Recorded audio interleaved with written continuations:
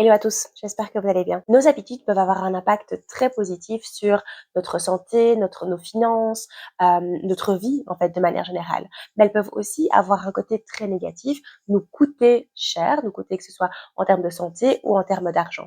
Ici, j'aimerais me focus principalement sur la partie financière. Quelles sont ces habitudes qui nous coûtent de l'argent, qui nous font perdre potentiellement de l'argent, en tout cas qui ne nous font pas des choses relativement bénéfiques en fait pour nous.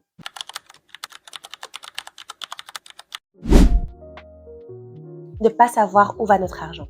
Trop souvent, en fait, dès qu'on reçoit notre salaire ou autre, en fait, on va payer un loyer ou rembourser un crédit, etc. Et puis, on va le dépenser petit à petit jusqu'à la fin du mois, jusqu'à ne plus rien avoir ou jusqu'à milieu du mois et puis on se rend compte qu'on n'a plus d'argent. Enfin, voilà, peu importe la situation.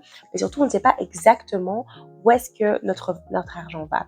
C'est pour ça que l'utilité d'un budget, évidemment, là, c'est de savoir plus ou moins justement où va notre argent.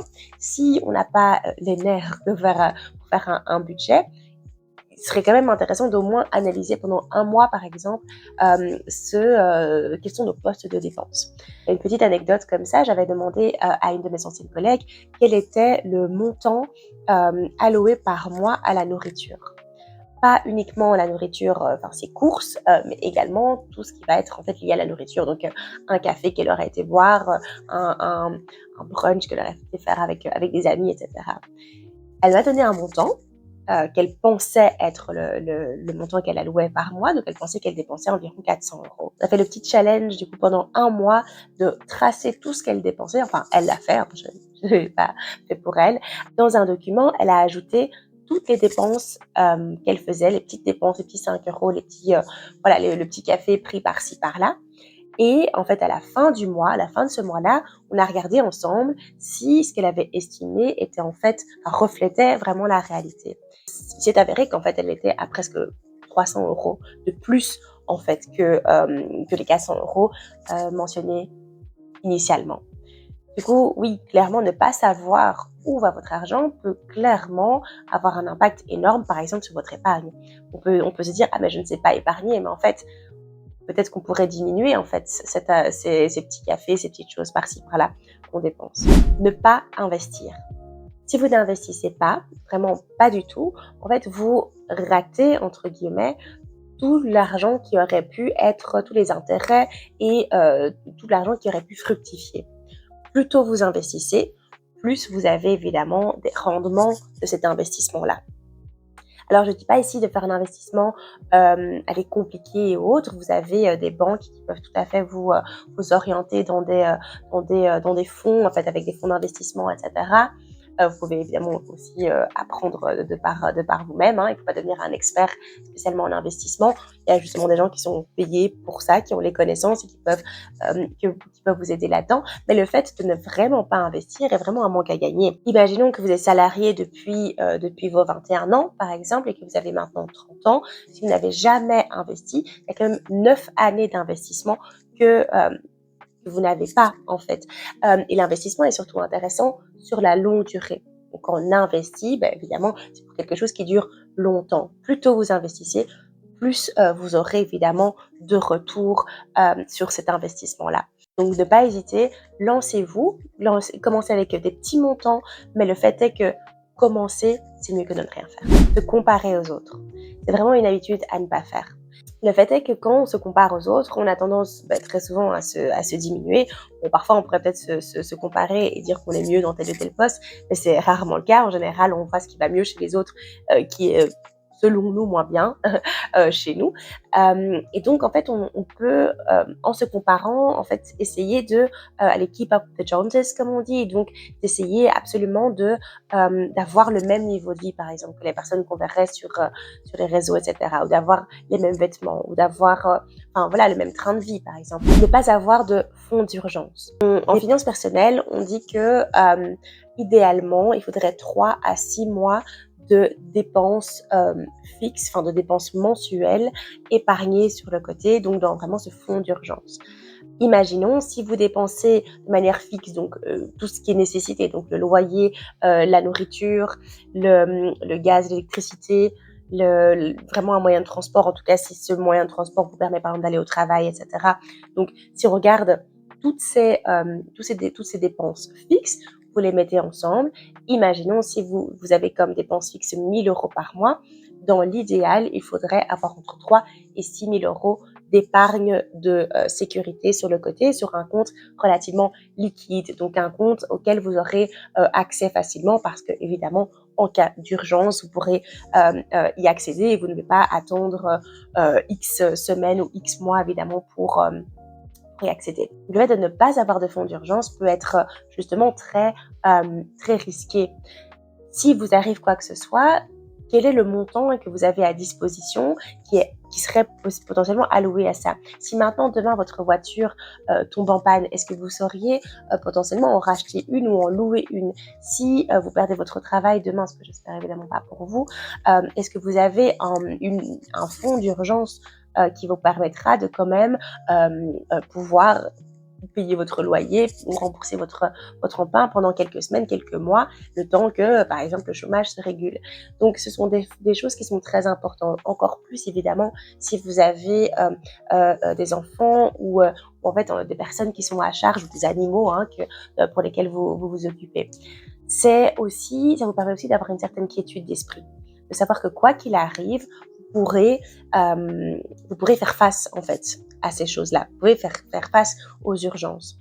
Ne pas faire attention aux petits montants dépensés, aux petits guilty pleasures qu'on s'octroie. Lorsque, par exemple, vous allez au supermarché et que vous faites vos courses et que vous prenez des petites choses, vous voyez, en plus, dont vous n'avez absolument pas besoin, mais qui coûtent peut-être que 3 €, que 4 €, 5 €, enfin voilà, qui ne sont pas sur le moment, qui ne vont pas faire une différence énorme en fait, sur vos courses par exemple, quand vous faites du shopping, c'est pas la petite paire de chaussettes ou whatever qui va vraiment changer quelque chose au niveau de votre budget.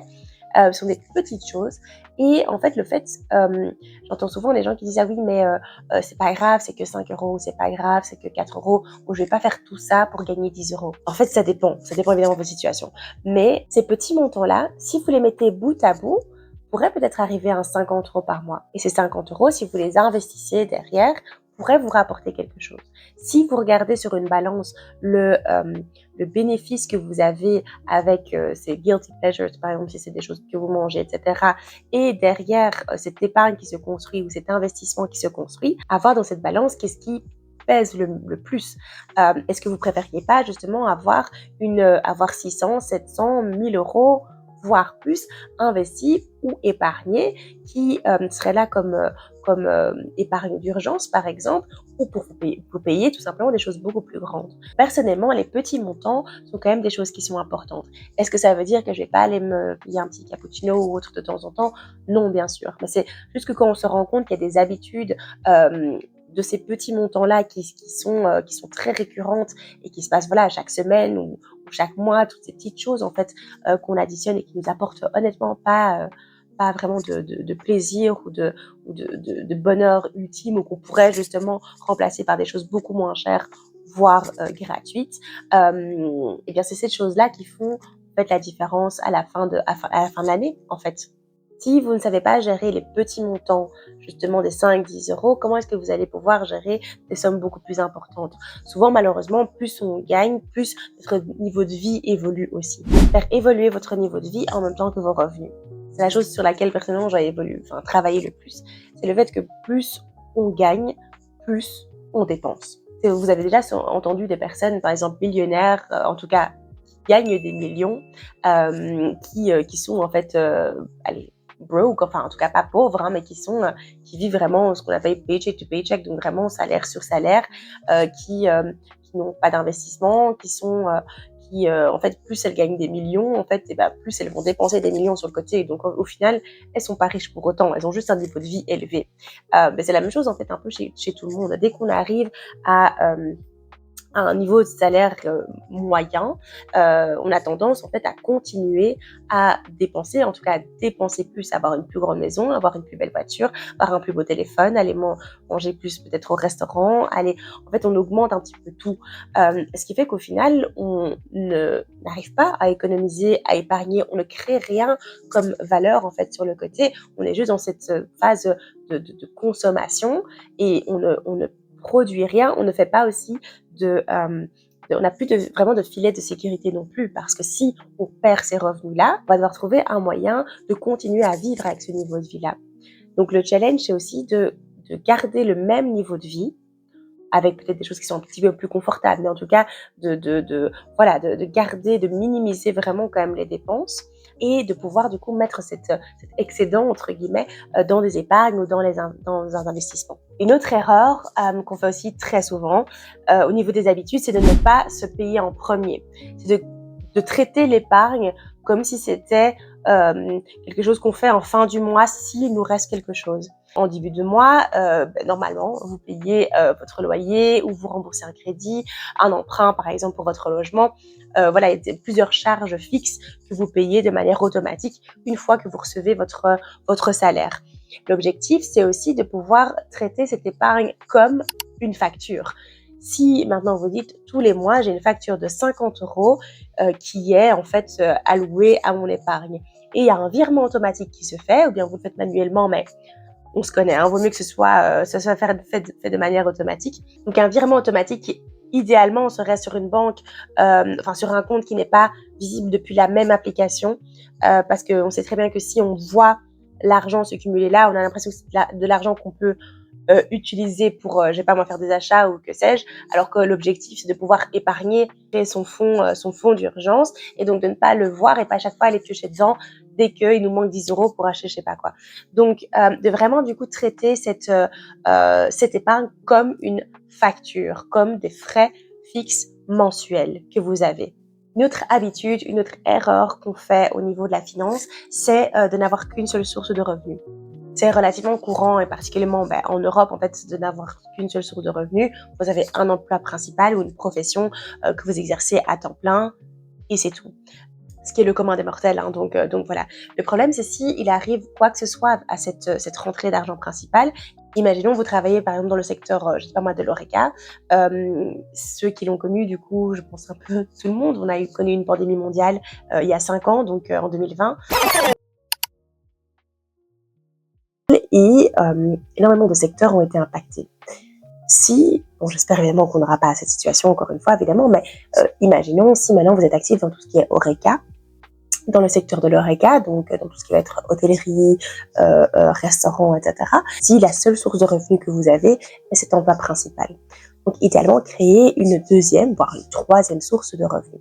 Ça peut être plusieurs choses. L'investissement et donc le retour sur vos investissements est aussi évidemment une forme de revenu. Si vous faites par exemple des vidéos sur YouTube, ou si vous faites un business en ligne, ou si vous avez en fait toutes sortes de petits side hustles que vous pouvez faire qui vous ramènent peut-être que maintenant quelques centaines d'euros par mois, ce qui est déjà énorme bien sûr. L'objectif est de pouvoir diversifier en fait vos sources de revenus pour en fait de ne pas compter que sur un seul emploi, pas compter que sur une seule source. C'est pas que la solution c'est lié à un problème. Si maintenant vous avez tout simplement envie de changer de vie, d'aller vivre ailleurs, de faire une activité, de voyager pendant 1 an, mais vous voulez continuer à avoir des revenus en fait pendant ce voyage. Si vous voulez si vous voulez tout simplement vous reconvertir aussi à un moment donné, vous avez la possibilité de toujours avoir cette source de revenus. Voilà, c'était tout pour moi aujourd'hui. J'espère que cette vidéo vous aura plu. Si cette vidéo vous a plu, n'hésitez pas du coup à mettre un petit like et à vous abonner si ce n'était pas encore fait. Ça me permet vraiment de me soutenir dans mon travail. Et je vous dis à très très bientôt du coup pour une nouvelle vidéo. Bye bye!